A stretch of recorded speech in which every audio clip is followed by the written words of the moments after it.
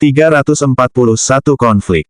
Suara tiba-tiba terdengar berbicara. Apakah itu berarti kamu dapat melakukan apa yang kamu suka, dan kita tidak dapat membicarakannya? Siapa yang bicara? Yun Cixi menyapukan pandangannya ke seluruh ruangan. Jika kamu berbicara kepadaku, tolong katakan ini di hadapanku. Ini adalah sopan santun dasar. Siapa yang takut padamu? Apa kau pikir kau bisa melakukan apa yang kau mau hanya karena kau didukung oleh seorang sugar daddy? Seorang gadis manis dengan kuncir kuda berdiri di baris kedua. Dengan tatapan menantang, dia berkata, kita sedang membicarakanmu, apa yang bisa kau lakukan? Dia menyipitkan matanya, bibirnya melengkung membentuk lengkungan dingin yang membuat bulu kuduk mereka merinding. Apa yang kau bicarakan tentangku? Suaranya lembut dan ringan, namun terdengar dingin. Kesejukan semacam ini tidak hanya bertahan di permukaan, tetapi meresap jauh ke dalam diri mereka. Gadis berkuncir kuda itu agak takut. Ia menarik bahunya sedikit, tetapi ketika ia mengingat bahwa ada 10 orang atau lebih yang bersamanya dalam kursus ini, keberaniannya pun meningkat cukup untuk mengakui dengan berani, kami sedang membicarakan tentang betapa tidak bermartabatnya dirimu karena menggunakan cara curang untuk mendapatkan apa yang kau inginkan. Yun Cixi mempertahankan ekspresi tenangnya. Berikan aku sebuah contoh. Kau ingin contoh? Haruskah kau bertanya saat kau sendiri tahu perbuatanmu? Gadis itu terkekeh. Seseorang melihat seorang pria keluar dari kamar kecilmu kemarin. Kamar itu hanya disediakan untukmu, jadi aku tidak yakin bagaimana kau bisa lolos begitu saja. Pria itu seharusnya menjadi sugar daddy-mu, kan? Kau hanya pendatang baru, tetapi kau menikmati begitu banyak keuntungan. Aku bilang kau mungkin menggunakan cara curang untuk mendapatkan jalan keluar. Kata-katanya agresif dan menghasut. Terhadap hal itu, Yun Cixi hanya membalas, kecemburuan seorang wanita memang menakutkan. Apa katamu? Aku iri padamu. Gadis itu menggebrak meja dengan marah dan berseru, biar ku beritahu, tidak seperti seseorang yang menggunakan trik kotor untuk mendapatkan keinginannya, aku mengandalkan kekuatanku untuk sampai sejauh ini. Yun Cixi, jangan biarkan aku menemukan bukti kesalahanmu karena aku pasti akan membongkarnya. Dia mengucapkan hal itu secara spontan dan agak menyesalinya segera setelahnya. Dia kemudian melihat Yun Cixi memberinya tatapan menghina, seolah mengejek ketidaktahuan dan kekanak-kanakannya. Apakah kamu pikir orang lain seperti kamu? Apa maksudmu? Apakah kamu secantik aku? Apakah kamu punya bakat akting seperti aku? Punya potensi yang sama seperti aku? Hanya mereka yang punya bakat pas-pasan yang mengandalkan cara curang untuk maju. Sedangkan aku tidak perlu melakukan itu. Ada beberapa tawa kecil di dalam kelas. Gadis itu, untuk sesaat, sangat terhina. Dengan wajah merah dan panas, dia mendorong mejanya dan melangkah ke tempat Yun Cixi berada. Berdiri di hadapannya, dia menunjuknya dengan jari. Wanita jalang, mengapa kau menyebarkan rumor di sini? Apakah kau mengatakan bahwa aku tidak secantik dirimu, bahwa aku tidak memiliki kemampuan akting atau bakat sepertimu? Dari mana datangnya rasa percaya dirimu? Saya hanya menyatakan fakta, jawabnya dingin. Tidak seorang pun yang keberatan dengan apa yang baru saja dikatakannya di ruang pelatihan. Dia benar dalam hal ini. Berbicara tentang bakat, tidak ada seorang pun yang dapat menandinginya, jadi tidak perlu ada bantahan. Pelacur, wanita itu sangat marah dan mencengkeram mukanya dengan tangannya. Kukunya panjang dan terawat dengan baik. Meskipun Yun Cixi berhasil menghindar tepat waktu, lehernya tersangkut kukunya, meninggalkan bekas darah tipis, yang sangat gatal. 342 aura yang mengerikan. Yun Cixi mengulurkan tangannya untuk mengusap luka di lehernya dengan lembut. Tatapan tajam terpancar dari matanya, lalu, ia dengan mudah mengambil kotak pensil tebal dan berat di mejanya dan membantingnya ke wajah gadis itu. Tempat pensil itu terbuat dari logam, jadi ketika menghantam dahinya, lapisan kulit langsung terkelupas, dan darah menetes dari kulit yang tergores. Semua orang tercengang ketika situasi tiba-tiba menjadi tidak terkendali. Gadis berkuncir kuda itu sangat kesakitan dan memegang dahinya sambil mundur beberapa langkah karena tidak tenang. Dia menurunkan tangannya dan melihat sedikit darah di tangannya. Merasakan sakit yang memalukan itu, matanya menjadi merah. Kehilangan ketenangannya, dia meraih bangku di dekatnya dan memukulnya ke arah Yun Cixi sebagai balasan. Gelombang seruan terkejut dan putus asa bergema di seluruh kelas. Tindakannya terlalu cepat untuk diikuti, apalagi dicegah. Namun, dalam sekejap mata, bangku itu menghantam Yun Sishi. Karena tidak dapat menghindarinya tepat waktu, dia jatuh ke tanah akibat dampak serangan itu. Pada saat ini, terdengar suara gemuruh dari pintu. Apa yang sedang kamu lakukan? Melihat ke arah suara itu, semua orang terkejut melihat asisten direktur artis yang bernama Zheng Yun berdiri di pintu dan tampak marah. Pandangannya tertuju pada gadis berkuncir kuda yang mengangkat bangku tinggi-tinggi. Dia begitu marah hingga urat-urat di dahinya menonjol. Yang lebih tak terduga adalah kehadiran manajer bintang utama Huan Yu, Qin Zhou, di belakangnya. Di samping manajer tersebut, saat ini ada superstar paling populer, Gu Xingzi. Selebritas terkenal di perusahaan biasanya akan diundang untuk memberikan pelajaran sebagai bagian dari kursus pelatihan untuk pendatang baru.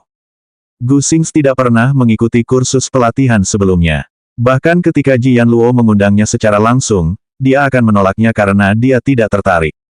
Namun kali ini, sesuatu tampaknya telah merasukinya, karena ia benar-benar meminta kepada Qin Zhou untuk mengizinkannya mengikuti kursus pelatihan.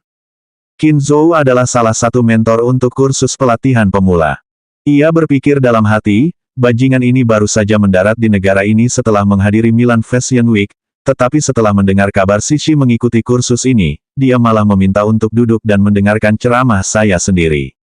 Dengarkan ceramah saya, sungguh lelucon. Dia jelas-jelas di sini untuk seorang wanita tertentu. Akan tetapi, bahkan sebelum mereka mencapai ruang pelatihan, mereka mendengar keributan dari jauh, dan mereka bergegas untuk mengetahui apa itu. Jelasnya, mereka menjadi saksi seluruh kejadian di ruangan itu. Gadis berkuncir kuda itu, yang tidak pernah menyangka mereka akan muncul di sini, hanya bisa berteriak dalam hati pada dirinya sendiri karena telah mengacau. Dia benar-benar lupa di mana dia berada, dalam sekejap kemarahan. Dia buru-buru meletakkan senjatanya, dan berdiri di samping, tampak kebingungan. Dia tercengang dan hampir tidak percaya apa yang telah dilakukannya ketika dia kehilangan akal sehatnya untuk sementara waktu. Apa yang kau lakukan? Zheng Yun melangkah maju. Ia hendak menyerangnya ketika angin sepoi-sepoi bertiup melewatinya. Setelah sadar kembali, mereka melihat Gu Xingzi menghampiri Yun Sishi dengan putus asa. Dia membungkuk sedikit ke depan dan memegang pergelangan tangannya karena hatinya sakit. Dia secara naluriah mengulurkan lengannya untuk membela diri saat gadis itu mengayunkan bangku ke arahnya. Memar yang dalam kemudian muncul di lengannya yang putih. Matanya sama sekali tidak bisa menyembunyikan kekhawatirannya. Dia dengan hati-hati menyentuh lengannya yang memar, dan dia mengernyitkan alisnya sebagai tanggapan, dia jelas menahan rasa sakitnya sendiri. Apakah itu menyakitkan? Tanyanya gugup. Dia menggelengkan kepalanya dan sambil menggertakkan giginya, dia menjawab, tidak sakit. Kau masih menyangkalnya. Dia tahu kepribadiannya. Tidak peduli seberapa menyakitkan sesuatu, dia akan menanggungnya dengan cara apapun. Melihat butiran keringat dingin di dahinya, dia tiba-tiba mengangkat pandangannya dan matanya yang jauh memancarkan kilatan berbahaya. Siapa yang menyakitinya? Ada keheningan misterius di dalam ruangan itu. Begitu sunyi, sampai terasa menyesakkan. Pada saat ini, tatapan matanya yang dingin dan tajam memancarkan aura yang menakutkan. 343 Suasana berbahaya. Siapa yang menyakitinya? Dia berada di posisi paling belakang beberapa saat sebelumnya, jadi dia tidak berhasil menyaksikan kejadian itu, dan saat dia berdiri di pintu, Yun Sishi sudah tergeletak di tanah. Di sampingnya, seorang gadis dengan kuncir kuda berdiri mematung sambil memegang bangku di tangannya. Ada keheningan misterius di dalam ruangan itu. Semua orang ketakutan dan tidak ada seorang pun yang berani mengeluarkan suara. Ini adalah pertama kalinya semua peserta pelatihan bertemu langsung dengan Gu Xingzi. Mereka sebelumnya hanya pernah melihatnya di TV, citranya terkadang sombong, terkadang acuh tak acuh, dan terkadang lembut. Melihatnya secara langsung sekarang, bagi mereka, dia terlihat lebih anggun dan lebih tampan daripada di TV. Namun, saat ini, dia memancarkan sikap acuh tak acuh dan permusuhan dari tulang-tulangnya. Tatapannya begitu dingin dan mengerikan sehingga tampaknya mampu membunuh hanya dengan satu tatapan. Semua orang tidak berani bertindak gegabah atau mengucapkan sepatah kata pun, bahkan napas mereka pun diambil secara sembunyi-sembunyi, karena mereka takut membuat pria itu marah. Siapa yang menyakitinya? Tanyanya tegas. Suaranya yang kuat bergema di seluruh ruangan, dan gemanya membuat indera mereka mati rasa. Salah satu peserta pelatihan menunjuk dengan jari gemetar ke gadis berkuncir kuda, yang berdiri di podium, dan berbicara dengan ragu-ragu. Dia Liu Yi. Satu demi satu, semua orang mengalihkan pandangan mereka padanya. Liu Yi mundur selangkah karena terkejut. Punggungnya membentur papan tulis, dan dia tidak punya tempat untuk bersembunyi. Bahunya bergetar. Akhirnya, setelah mengumpulkan keberaniannya, dia dengan keterlaluan membalikkan cerita itu. Bukan aku, itu Yun Sishi. Dia yang memulainya. Sambil menahan diri, dia menunjukkan luka terbuka di dahinya kepadanya sambil melanjutkan dengan menyedihkan, lihat. Ini yang dia berikan padaku. Dia yang memulai semua ini, dan aku membalasnya dengan membela diri. Tak seorang pun mengatakan apapun, dan tak seorang pun bersaksi untuknya. Semua orang bungkam dan tidak berani bicara gegabah kali ini. Sebenarnya, tidak ada seorang pun yang melihat Yun Sishi melancarkan pukulan pertama. Sebaliknya, Liu Yi lah yang memukulnya terlebih dahulu, lalu dia membalas. Setiap ruang pelatihan dipasangi kamera keamanan. Begitu rekaman keamanan diputar ulang, kebenaran akan terungkap. Tidak seorang pun ingin terlibat dalam situasi yang kacau ini. Jiang Yutong benar-benar tercengang oleh perkembangan yang tiba-tiba ini. Dia, seperti banyak gadis muda lainnya, memiliki seorang pria impiannya. Setelah memulai debutnya beberapa tahun yang lalu, dia telah mengumpulkan banyak penggemar dengan ketampanannya dan aktingnya yang hebat. Jiang Yutong adalah salah satu dari banyak penggemarnya. Ia sangat mengaguminya dan bahkan menganggapnya layak menyandang gelar Dewa Negara. Meskipun banyak pendatang baru yang terus bermunculan di industri ini, sulit bagi siapapun untuk menggantikan posisinya. Sayangnya, saat ini, Dewa Negaranya memegang bahu Yun Sishi dengan ekspresi khawatir. Dia menatapnya dengan penuh perhatian dan menunjukkan perhatian yang besar padanya. Kasih sayang di matanya hampir tidak bisa disembunyikan, matanya dipenuhi dengan cinta. Dia menatap kosong ke angkasa, dan ada perasaan campur aduk di hatinya. Dia merasa getir, dia merasa masam, dan terlebih lagi, dia merasa cemburu. Ya, dia cemburu. Bagaimana mungkin dia tidak cemburu? Kalau saja dia bisa berbicara lembut padanya sekali saja, dia pasti akan sangat bahagia. Sayangnya, dewa yang ia dambakan ternyata sedang memeluk wanita lain, dan wanita itulah yang sangat ia benci. Mengapa? Mengapa dari sekian banyak orang, Yun Sishi yang menjadi pilihannya? 344 larangan seumur hidup. Mengapa dari sekian banyak orang, Yun Sishi lah yang menjadi pilihannya? Dia, Jiang Yutong, ingin menjadi orang yang ada dalam pelukannya dan bukan dia yang hanya bisa sampai ke tempatnya saat ini melalui cara curang. Gu Xingzi mengangkat wajahnya yang tegas ke arah Liu Yi. Sambil melotot, dia berkata dengan dingin, Huan Yu tidak akan menandatangani kontrak dengan trainee yang buruk. Semua orang terkejut saat dia mengatakan hal itu. Beberapa kata yang diucapkannya telah memutus jalan Liu Yi menuju ketenaran. Pria itu adalah pemegang saham utama Huan Yu Entertainment. Di tangannya, ia memegang 1/5 saham perusahaan, jadi kata-katanya pasti berarti sesuatu. Perkataannya tadi bagaikan larangan seumur hidup. Perusahaan besar ini bisa dihitung sebagai separuh dari lapangan permainannya. Memecat seorang trainee bukanlah tugas yang berat, dan yang perlu ia lakukan hanyalah membuka mulut. Liu Yi telah berjuang keras hanya untuk mendapatkan tempat di kursus pelatihan Huan Yu ini. Kesempatan ini sangat berharga, dan jika dia melewatkannya, tidak akan ada kesempatan kedua. Jika dia berhasil lulus dari pelatihan, dia bisa menjadi bintang impiannya. Banyak orang yang memimpikannya menjadi bintang, bukan?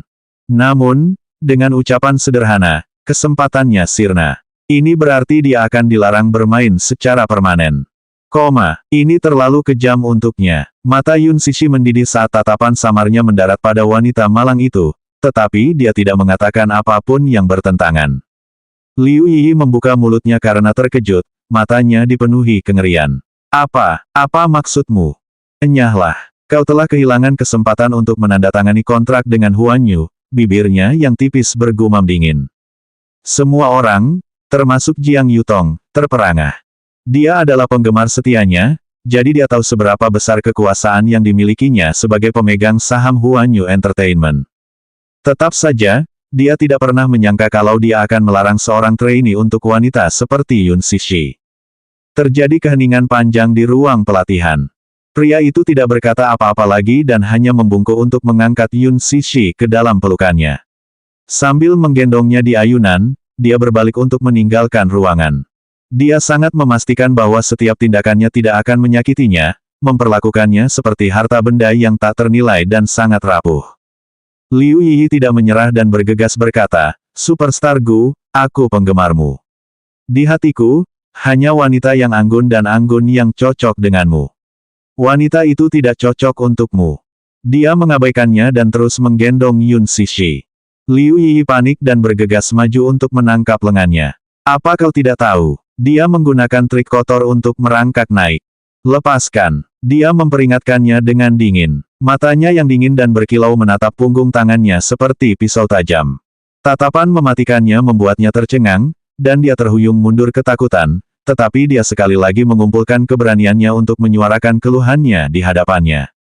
"Karena kamu ingin memecatku, setidaknya berikan aku alasan yang dapat diterima, tolong. Yun Sishi ada di antara kita para trainee. Dia sudah menandatangani kontrak dengan Huan Yu. Aku ingat ada klausul dalam kontrak yang melarang seorang artis untuk menjalin hubungan. Berada dalam hubungan berarti pelanggaran kontrak. Kemarin, seseorang melihat seorang pria keluar dari kamar kecilnya. Itu menunjukkan bahwa dia menggunakan cara-cara kotor untuk mendapatkan keinginannya. Mengapa dia bisa menikmati hak istimewa?" "Diam." Liu Yi tidak ragu-ragu dengan peringatannya. Karena kesempatannya untuk menjadi bintang telah hilang, dia pasti akan menyeret Yun Sishi bersamanya. "Apa hubungannya denganmu? Kenapa kau begitu khawatir padanya? Kalau kau benar-benar peduli padanya, kenapa kau tidak menginterogasinya tentang pria yang keluar dari kamarnya tadi malam?" 345 Gu Jinglian 1. "Ini tidak ada hubungannya denganmu." Setelah berkata demikian, dia tidak menghiraukannya lagi dan pergi sambil menggendong Yun Sishi. Ekspresi Qin Zhou sedikit berubah saat melihatnya pergi. Setelah menyelesaikan masalah dengan Zheng Yun, dia bergegas pergi juga. Gu Xing's membawa Yun Sishi ke studionya di lantai 30 Menara Huan Yu. Bengkelnya menempati ruang seluas 500 meter persegi. Seluruh lantai itu miliknya sendiri. Saat lift terbuka, yang terlihat hanyalah ruang tamu sederhana namun mewah. Dokter pribadinya sudah menunggu di dalam. Sebelumnya, Qin Zhou telah memanggil dokter pribadi yang ditempatkan di Menara Huan Yu. Sang bintang dengan lembut membaringkannya di ranjang tunggal di balik layar dan kemudian berbalik untuk memberi instruksi kepada dokter. "Kemarilah dan rawat dia." Dokter yang penuh perhatian itu menyadari dari ekspresi cemas sang bintang bahwa dia peduli pada wanita itu, jadi tanpa basa-basi lagi, dia segera melangkah maju untuk memeriksanya. Pemeriksaan cepat menunjukkan bahwa ia hanya mengalami cedera ringan, dan setelah perawatan sederhana, ia diberitahu akan pulih total dalam beberapa hari. Wajah dingin Gu Xing sedikit mengendur setelah mendengar ini. "Terima kasih, Gu Xing," dia mengungkapkan rasa terima kasihnya yang tulus. Dia tidak menyebutkan sepatah kata pun mengenai kejadian sebelumnya di ruang pelatihan. Qin Zhou melihat bahwa dia baik-baik saja dan, sebagai orang yang berwawasan jauh, segera membawa dokter itu pergi. Keduanya ditinggalkan sendirian di ruangan yang luas itu. Dong, begitu pintu lift tertutup, ruang tamu berubah menjadi sunyi. Akhirnya, dia duduk di tepi tempat tidur, mengalihkan pandangannya ke arahnya, dan bertanya dengan lembut, "Apakah sakit?" Tatapannya penuh perhatian, seolah-olah jika tidak memberikan perlindungan khusus, dirinya yang rapuh akan hancur begitu saja. Dia menggelengkan kepalanya. "Sekarang tidak sakit lagi. Kau berpura-pura kuat lagi." Dia menundukkan pandangannya tanda menyerah. "Saya menggunakan tangan saya untuk menangkis pukulan itu. Ada memar ringan di lengan saya, tetapi tidak ada di tempat lain. Ini akan segera sembuh," katanya meyakinkan. Begitu dia selesai mengatakan itu, terjadi keheningan panjang lagi. Keheningan ini mulai terasa canggung. Keduanya tenggelam dalam pikiran masing-masing dan tidak tahu harus berkata apa satu sama lain. Tepat saat dia hendak mengatakan sesuatu, Qin Zhou tiba-tiba membunyikan teleponnya. Dengan wajah gelisah, dia berbicara dengan tenang ke corong telepon. "Ini pasti sesuatu yang penting." Mulut Qin Zhou sedikit berkedut. "Baiklah. Jilin memintamu untuk makan siang dan membawa Sishi. Kami tidak akan pergi." Lengannya terluka, bagaimana mereka bisa menghadiri janji temu? "Ini tentang film. Ubah tanggal janji." "Tanggalnya tidak bisa diubah, beberapa produser dan investor ada di sini, kakak laki-lakimu juga ada di sini. Gu Jinglian, apakah ini tentang Yang Shou Cheng? Dia sedikit tertegun dan tampak linglung untuk beberapa saat. Dia menutup telepon dan berdiri. Kamu istirahat dulu di sini. Dia pun segera berdiri. Tidak perlu, aku bisa ikut denganmu. Pendengarannya bagus. Selain itu, dia menerima telepon di hadapannya, jadi dia bisa mendengar bagian di mana Qin Zhou meminta kehadirannya.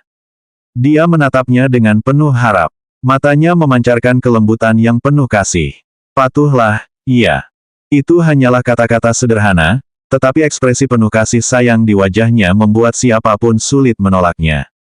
Gu Jinglian adalah pria yang sangat berbahaya. Dia tidak ingin dia muncul di hadapan saudaranya. Dia mengakui, baiklah. Dia menghela napas lega saat dia mengatakan hal itu. Namun, saat dia hendak pergi, dia menyusulnya lagi dan menarik ujung bajunya. Biarkan aku ikut denganmu, iya. Bagaimana jika ini sesuatu yang penting yang mengharuskan aku untuk ada di dekatmu? Dia berpikir sejenak sebelum akhirnya mengangguk. Tapi kamu harus mengikuti instruksiku. Ya, 346 Gu Jinglian 2. Saat itu sudah larut malam. Anginnya dingin menusuk tulang. Mereka sepakat untuk bertemu di kamar pribadi kekaisaran. Kamar pribadi kekaisaran terletak di dalam istana Longchuan yang mewah. Pemandangan di sana sangat spektakuler. Jauh dari hiruk-pikuk kota, tempat ini merupakan tempat yang sangat berharga untuk mendapatkan kedamaian dan relaksasi. Beberapa ratus tahun yang lalu, sebagian besar bangsawan tinggal di tanah seluas ini. Sebagai keluarga mafia dengan warisan lebih dari 10 dekade, jika menelusuri asal-usul mereka, akan diketahui bahwa mereka adalah orang-orang berdarah biru. Seiring berjalannya waktu, tanah ini kini menjadi tempat yang paling tidak terjangkau bagi mereka yang tinggal di ibu kota. Meskipun demikian, di tanah ini, di mana setiap inci bernilai emas, dengan pengaruh yang luar biasa, kediaman Gu yang bersejarah mendominasi sebidang tanah yang cukup besar. Keluarga Gu adalah keluarga terkuat di dunia bawah dan merupakan keluarga teratas dari 3 keluarga paling berpengaruh di ibu kota. Bahkan sekarang, setelah ratusan tahun mengalami perubahan, keluarga Gu masih mendominasi dunia bawah, reputasinya menyebar luas. Keluarga Gu yang mulia, yang keberadaannya menguasai setengah dari seluruh dunia bawah dan menimbulkan rasa takut pada keluarga-keluarga kuat lainnya, pernah mengalami masa kemasan. Akan tetapi, sekitar 15 tahun yang lalu, terjadi konflik internal dalam keluarga. Berebut posisi sebagai kepala keluarga, anggota dari berbagai cabang keluarga saling berebut hingga babak belur dan terluka, dan semuanya menderita kerugian besar. Dengan demikian, untuk beberapa waktu, keluarga tersebut mengalami kemunduran, pengaruhnya sangat melemah, dan statusnya mencapai titik terendah. Karena itu, selama tepat 1 dekade, keluarga Gu hancur berantakan. Mereka yang memiliki darah Gu yang mengalir dalam nadinya berkurang secara signifikan. Sebelumnya pada hari-hari ketika status Gu masih belum stabil, Gu Liancheng, kepala keluarga sebelumnya, membunuh 2 anaknya. Kemudian, dia terus memiliki anak, dan sekarang, selain anak tertua, Gu Jinglian, dia memiliki seorang putra lagi di luar sana. Anak ini adalah Gu Xingzi. Putra ini lahir di luar nikah. Dengan kata lain, Gu Xingzi adalah anak haramnya. Gu Jinglian lahir dari istri sah Gu Liancheng, dan karenanya, ia adalah penerus sah keluarga Gu. Namun, dirinya yang lebih muda, selain sombong, liar dan suka memberontak. Ia menganggap dirinya lebih unggul dari orang lain, benar-benar anak orang kaya generasi kedua yang klasik. Meskipun lebih muda 3 tahun dari Gu Jinglian, Gu Xingzi adalah orang yang paling dimanja oleh ayahnya. Sayangnya, dalam sejarah keluarga Gu selama 100 tahun, tidak pernah ada kasus anak haram menjadi kepala keluarga. Sekalipun ayahnya ingin mendukungnya, para tetua keluarga pasti akan menentangnya. Bagi mafia berusia 100 tahun dengan garis keturunan bangsawan, legitimasi sangat ditekankan. Anak haram akan selalu seperti itu, kehidupan yang sungguh memalukan. Dengan tatapan mata serius, Gu Xingzi melirik pemandangan yang lewat di luar dari dalam kendaraan yang melaju kencang. Statusnya selalu merupakan sesuatu yang memalukan. Dia belum pernah sekalipun melangkahkan kaki ke kediaman Gu dengan identitas sah sebelumnya. Bertahun-tahun yang lalu, pada usia 7 tahun, ayahnya meninggal dunia. Gu Jinglian memanggilnya dan memberinya kartu bank dan tiket pesawat ke negara asing. Inilah pertemuan pertama kedua saudara itu dan, tampaknya, sekaligus perpisahan mereka. Saat itu, Gu Jinglian sudah menjadi pemimpin de facto keluarga Gu. Dia tentu saja tidak membiarkan adanya ancaman apapun. Kakak laki-lakinya berdiri di ruang belajar dan berkata kepadanya dengan jelas dan tepat, "Kamu tidak perlu terlalu rajin belajar. Kamu belajar di luar negeri, jadi kamu tidak perlu terlalu bekerja keras. Sebagai anak haram dalam keluarga, kamu tidak perlu mengejar mimpi apapun. Nikmati saja hidupmu selagi bisa dan bermainlah sepuasnya. Lagi pula, aku akan memberimu kekayaan yang tak terbatas sepanjang hidupmu." Penampilannya yang egois itu dipenuhi dengan ejekan. "Aku ingin menyingkirkanmu, tetapi ayah telah meninggalkan surat wasiat. Aku mengirimmu ke luar negeri sebagai tindakan kebaikan terakhirku demi kebaikannya. Namun, ingatlah satu hal, posisi kepala keluarga pada akhirnya akan menjadi milikku." Kata-katanya apatis dan eksplisit. Kalau bukan karena wasiat yang ditinggalkan ayahnya, kakak laki-lakinya pasti tidak akan mengizinkannya hidup. Pergi ke luar negeri hanyalah cara lain baginya untuk mencari kedamaian sementara dan agar kakak laki-lakinya terbebas darinya. Baru ketika ia melakukan debutnya 1 dekade lalu ia diampuni, dan ia sekali lagi diizinkan untuk menginjakkan kaki di negara itu. Kedudukan dan kekuatan Gu Jinglian sudah stabil saat itu, maka dia tidak perlu khawatir lagi padanya, dan terlebih lagi, dia tidak perlu takut dia akan kembali untuk merampas apa yang menjadi haknya. 347 Lapar banget. Kendaraan itu perlahan berhenti di luar kamar pribadi kekaisaran. Gu Xingzi pertama-tama mendudukkan Yun Cixi di ruang resepsi sebelum bergegas ke ruang VIP. Dia memutuskan untuk menunggunya di aula, tetapi ternyata penantiannya lama. Tak lama kemudian, Lilan datang sambil membawa tas kerja dan dari kejauhan terlihat sosok anggun duduk di sudut. Dia tidak dapat menahan diri untuk tidak mengintip lagi, hanya untuk menyadari bahwa ternyata itu adalah Yun Cixi, jadi dia menghampirinya sambil tersenyum. Yun Cixi sedang membaca majalah di sofa dengan tenang. Dari kejauhan, tubuhnya yang ramping tampak agak kurus, tetapi di bawah cahaya lampu, ketenangan dan keindahan yang tak terlukiskan terpancar darinya.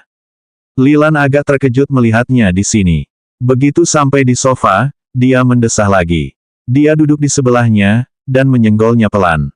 Barangkali, tindakannya terlalu tiba-tiba, sehingga Yun Cixi yang tengah fokus pada bacaannya, menerima banyak kejutan hingga bahunya menyusut secara defensif sebelum proses berpikirnya kembali. Ketika mendongak, dia menyadari bahwa itu adalah Lilan, dan dia pun sedikit bingung. Lilan tertawa dan bertanya, "Mengapa kamu di sini?" Yun Cixi meliriknya, agak bingung dan sedikit tidak enak badan. "Kenapa kamu di sini?" "Aku baru saja selesai bekerja dan datang untuk makan. Bagaimana denganmu?" Yun Cixi panik dan sempat linglung. Ia menoleh ke samping dan menatap keluar jendela, baru menyadari bahwa hari sudah mulai gelap. Ia juga merasa sedikit lapar karena perutnya kosong. Barulah kemudian ia sadar bahwa ia belum makan apapun sepanjang hari. Ketika dia memikirkan hal itu, perutnya secara tidak sengaja mengeluarkan erangan menyakitkan. Dia langsung merasa malu. Ketika sekretaris itu mendengarnya, dia tidak bisa menahan tawa. "Kamu lapar? Iya. Ayo makan malam bersama." Dia mengangguk malu-malu, tetapi tiba-tiba terkejut ketika teringat sesuatu. Di mana Mu Yaze? Apakah dia sibuk? Kemungkinan besar, jadwal bos selalu tidak dapat diprediksi. Aku juga tidak yakin tentang itu. Lilan berhenti sejenak sebelum melanjutkan, "Apakah kamu harus menemuinya untuk sesuatu?" Tiba-tiba, dia teringat bahwa kemarin, pria itu pergi tanpa pamit, dan entah mengapa dia menjadi sedikit pemarah. Dia menggelengkan kepala dan memaksakan senyum. "Aku lapar, aku perlu makan." Dia tampak begitu lapar sehingga begitu dia berkata demikian, perutnya kembali keroncongan. Dia buru-buru menutupi perutnya saat rasa canggung menghampirinya. Tanpa dia sadari, Lilan telah menangkap semua ini dengan jelas. Sambil menyeringai, sekretaris itu berkomentar, "Sepertinya kamu benar-benar lapar." Pipi Yun Cixi menjadi sedikit kemerahan. Dia tidak dapat menahan perasaan jengkelnya. Mengapa Gu Xingzi pergi begitu lama? Dia tidak makan apapun selama seharian. Sekretaris itu bertanya sambil tersenyum, "Apa yang ingin Anda makan? Saya akan mengantar Anda ke sana." Ia tak lupa menambahkan, jangan khawatir. Kamu bisa makan apapun yang kamu suka, aku pasti akan membuatmu puas. Ketua telah mengingatkannya berulang kali untuk mengikuti apapun yang diinginkan wanita ini untuk semua hal, baik besar maupun kecil. Tentu saja, ini adalah permintaan khusus dari Muyase. Yun Cixi tiba-tiba berpikir untuk makan masakan Cina, sesuatu yang selalu ia dambakan. Ia biasanya sangat sibuk, jadi ketiga makanannya dalam sehari disiapkan oleh Yuyu. Karena saat ini dia sedang jauh dari rumah, dia benar-benar merindukan masakannya, jadi, dia terus memikirkannya. Saat hal itu terlintas di benaknya, dia menggerakkan bibirnya untuk berkata dengan rakus, aku ingin makan makanan Cina. Lilan berseri-seri karena gembira. Jelas, dia bisa memenuhi permintaan kecilnya ini. Pada akhirnya, Yun Cixi mengirim pesan kepada Gusing sebelum pergi bersama sekretarisnya. 348 makan dan minum secukupnya. Pada akhirnya, Yun Cixi mengirim pesan kepada Gusing sebelum pergi bersama sekretaris. Kamar dagang pribadi kekaisaran merupakan tempat berkumpul untuk konsumsi, relaksasi, dan hiburan. KTV, bar, pusat kebugaran, kafe, dan fasilitas rekreasi lainnya berada di bawah satu atap ini. Baik bisnis maupun kesenangan, apapun yang dibutuhkan dapat terpenuhi di tempat ini.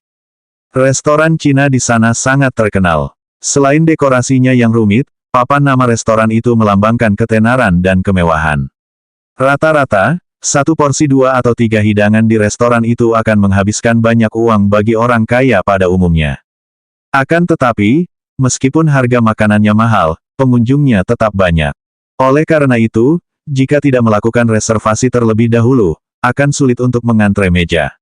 Kebetulan hari ini merupakan jam puncak arus lalu lintas manusia. Bagi Lilan, memesan meja di sini adalah perkara mudah. Manajer restoran secara khusus menyiapkan ruang makan kompak yang elegan untuk mereka berdua setelah panggilan reservasi. Ruangan itu, yang memiliki pencahayaan redup dan jendela kaca dengan tirai manik-manik, memiliki pesona klasik. Yun Cixi tidak memiliki selera makan yang besar, tetapi saat ini dia benar-benar kelaparan. Melihat makanan lezat yang disajikan di menu saja sudah cukup membuatnya ingin makan lebih banyak lagi. Dia kehilangan kendali diri karena lapar, dan apapun yang dia lihat, dia ingin mencicipinya. Pada akhirnya, hidangan yang dia pesan cukup untuk memenuhi seluruh meja. Saat dia memegang sumpit di antara jari-jarinya, hidangan disajikan satu demi satu, dan dia mulai merasa agak bersalah. Dia sempat melirik sekilas harga setiap makanan tadi. Satu hidangan harganya ratusan yuan. Dengan begitu banyak hidangan, apakah makanan ini akan berharga ribuan yuan? Sekretaris di seberangnya juga sedikit terkejut. Dia mengamati meja yang penuh makanan dengan kaget, dan tangannya, yang memegang sumpit, menjadi sedikit kaku saat dia terkekeh. Apakah kamu lapar sekali? Yun Cixi juga merasa sedikit frustrasi dengan apa yang dipesannya. Lilan menyantap beberapa hidangan penutup sebelum berangkat kerja, jadi dia tidak benar-benar lapar saat itu. Ditambah lagi fakta bahwa dia bukan tipe orang yang makan lebih dari yang dibutuhkan, dia cepat merasa kenyang setelah menyantap beberapa suap. Yun Cixi menikmati hidangannya. Memang, reputasi restoran Cina ini sebagai nomor 1 di ibu kota memang pantas. Makanannya tidak hanya sangat lezat, tetapi juga sangat gurih. Membuat orang ingin lebih lagi.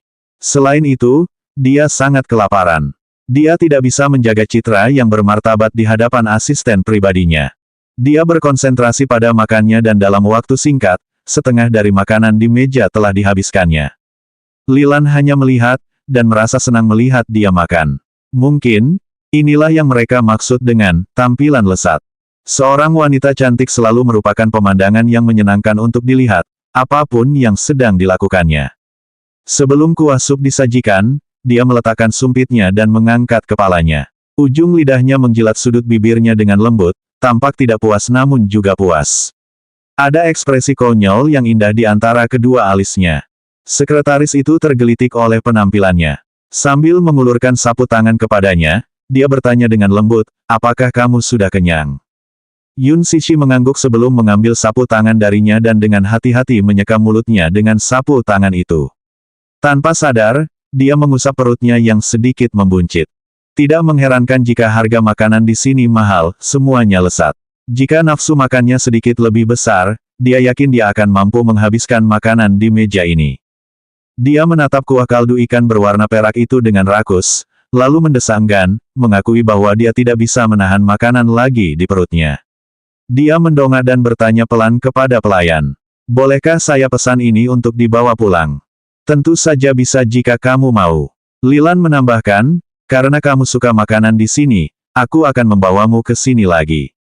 Yun Sishi menunjukkan senyum puas saat mendengar itu. 349 mendambakan. Dia menunjukkan senyum puas ketika mendengar itu.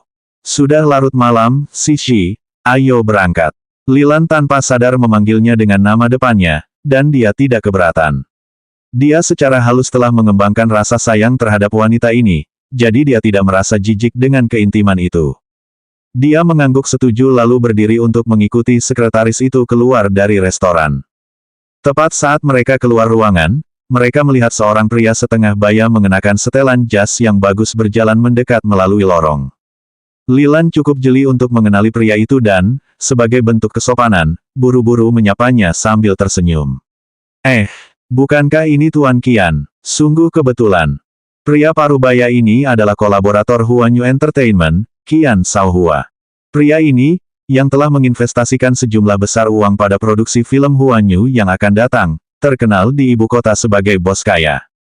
Karena itu, dia berinisiatif untuk menyapanya. Pria itu segera mengenalinya dan membalas dengan senyuman sopan. "Haha, bukankah ini asisten Li? Sungguh suatu kehormatan. Saya tidak menyangka akan bertemu Anda di sini. Mengapa Anda tidak bersama bos Anda, tuanmu?" Dia mengulurkan tangannya untuk berjabat tangan dan hendak berbicara ketika dia melihat pria itu mengalihkan pandangannya tajam ke arah Yun Sishi yang berdiri tanpa ekspresi di belakangnya. Matanya berbinar karena terkejut dan senang, bahkan gembira luar biasa. Wanita yang berdiri di belakang sekretaris itu sungguh cantik jelita. Dia terpesona oleh penampilannya, keberadaannya tampak mencerahkan koridor yang remang-remang. Mungkin tatapannya yang mesum dan buas itulah yang mendorong Yun Sishi untuk melepaskan diri dari pikirannya yang kacau dan menatapnya. Terganggu oleh bola matanya yang sedikit cabul yang menatapnya, dia secara tidak sadar mencoba membuat dirinya tidak mencolok di belakang asisten itu. Tindakan mengelaknya malah membuatnya semakin menggoda di matanya. Wah. Dia pemalu. Tidak mengherankan jika gadis ini merasa malu. Dari gaya berpakaian hingga tingkah lakunya, dia mencerminkan kenaifan dan kepolosan. Terlepas dari perilaku murni dan polosnya, wajah mungilnya yang cantik dan lembut saja sudah cukup membuatnya menginginkan lebih.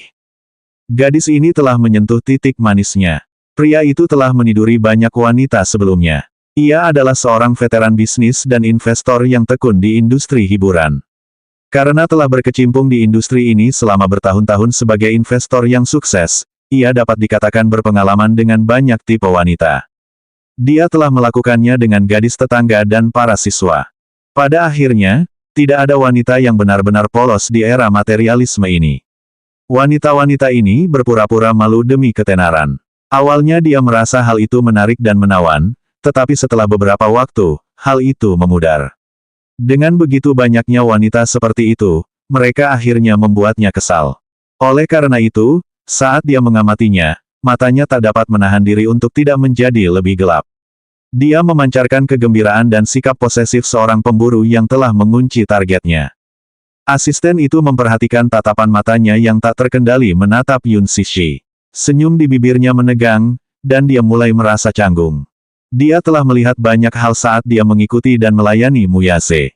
Sebagai wanita yang cerdas, setelah bertemu dengan begitu banyak pengusaha cabul ini, tidak bisakah dia menebak apa yang ada dalam pikirannya? 350 sebuah permainan. Tidak bisakah dia menebak apa yang ada dalam pikirannya? Ekspresi itu, pandangan penuh nafsu di wajahnya, yang tidak dapat disembunyikannya, mengatakan lebih dari cukup tentang apa yang ada di pikirannya. Diam-diam dia bertanya-tanya apakah dia sedang memangsa gadis yang berjongkok di belakangnya. Jika dia mengikuti protokol bisnis yang biasa, dalam situasi seperti itu, dia akan mencoba mempromosikan artis yang bersamanya. Lagi pula, mendapatkan perhatian pria ini dianggap sebagai sebuah keistimewaan yang luar biasa. Meraih ketenaran dalam semalam adalah keberuntungan besar yang harus dirayakan oleh aktris manapun. Siapa yang akan menolak kesempatan seperti itu? Gadis-gadis yang mencari ketenaran dalam industri ini akan segera setuju. Itu adalah salah satu aturan bisnis tersembunyi dalam industri pertunjukan untuk menampilkan aktris sebagai hiburan bagi para investor dan kolaborator besar. Namun, aturan itu tidak akan berlaku jika targetnya adalah Yun Sishi. Oleh karena itu, dia secara sadar berdiri di depannya dengan sikap protektif dan dengan hati-hati menghalanginya dari pandangannya. Dia terpaksa mengembalikan fokusnya kepada wanita di hadapannya, tetapi, dengan senyum lebar di wajahnya, dia masih sesekali melirik ke belakangnya. Tuan Qian, Anda harus berhenti menatap gadis ini, atau Anda mungkin akan membuatnya takut. Lilan berkata kepadanya sambil bercanda. Sebelum menjadi asisten pribadi Mu Yaze, ia lebih dulu menjadi manajer hubungan masyarakat. Menangani klien dan bernegosiasi merupakan tugas yang relatif mudah baginya. Dia adalah seorang profesional dalam hal interaksi interpersonal, jadi leluconnya berhasil mencairkan suasana canggung. Qian Shaohua adalah seorang pengusaha berpengalaman. Karena pernah terlibat dalam banyak urusan bisnis sebelumnya, ia dapat dengan mudah melihat melalui raut wajah dan membaca yang tersirat. Awalnya, ia hampir tidak memiliki perubahan apapun pada raut wajahnya. Tentu saja, mudah baginya untuk menyadari bahwa asisten itu berusaha melindungi gadis di belakangnya. Apa bedanya gadis ini dengan yang lain? Apakah dia seorang simpanan dari keluarga kaya? Atau seorang sosialita terkenal? Melihatnya lagi, dia tampak bukan seorang pun. Pertama, wanita itu tidak memiliki kesombongan dan keangkuhan yang biasa terlihat di industri ini. Yang dimilikinya adalah harga diri yang mengakar dalam dirinya, sifat keras kepala dan keteguhan hati bawaan. Lagi pula, apa yang dikenakannya sederhana dan membumi, ini sama sekali tidak cocok dengan gaya seorang wanita kaya. Sosialita kaya manapun akan berdandan untuk acara tersebut. Karena itu, ia dengan tegas menepis anggapan tersebut. Selama gadis itu tidak memiliki latar belakang keluarga yang menyebalkan yang dapat menghalangi jalannya, tidak ada yang perlu dikhawatirkannya. Dia pasti telah mengarahkan pandangannya pada gadis ini. Wanita ini sungguh menakjubkan. Qian Shaohua memujinya, yang disertai dengan senyuman, sambil menatap Yun Sishi dengan rasa ingin tahu. Pada saat yang sama, dia bertanya kepada asistennya, siapa? Siapa wanita ini? Aku belum pernah melihatnya sebelumnya. Oh, gadis ini. Merasa terganggu, sekretaris itu hanya memperkenalkannya kepadanya sambil tersenyum. Dia adalah aktris pemula berbakat yang dipilih langsung oleh sutradaramu. Dia belum pernah tampil dalam acara apapun. Tunjukkan dukungan Anda kepadanya begitu dia resmi memulai karir aktingnya. Dia menekankan frasa, dipilih khusus oleh direkturmu, sebagai petunjuk yang jelas kepada pria itu. Selanjutnya bab 351 tenggelam dalam kepanikan.